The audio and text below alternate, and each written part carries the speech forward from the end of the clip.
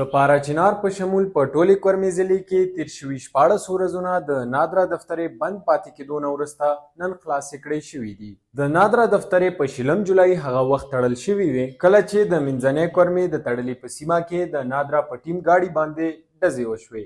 د وسلوالو په دغه برید کې د نادرا ګاډي ته زیان رسیدلی و خو څه ځاني زیان منځته نه و راغلی، خو بیا هم د دغې پیښې پر ضد د نادرا لخوا احتجاج پیل کړی شوی و. د نادرا بندېدلو له کبله خلکو ته یو شمېر مشکلات ورپېښ وو. شال نیوز سره په خبرو اترو کې د خیبر پښتونخوا ګورنر ویان محمد داود خان وویل چې ګورنر په میډیا باندې د نادرا دفترو خبرونو نوټس واخیستو او ګورنر فیصل کریم کونډي د نادرا ډایرکټر جنرال ته د نادرا خلاصولو هدایت ورکو چې د هغې په رڼا کې نن د کورمې مختلفو ځایو کې د نادرا دفترې خلاصې کړای شوې. د کورمې ضلع پاراچینار ښار کلی، سادا، علیزی، بګن او ډوګر په سیمه کې د نادرا دفترې بندې وې چې نن خلاصې کړای شوې.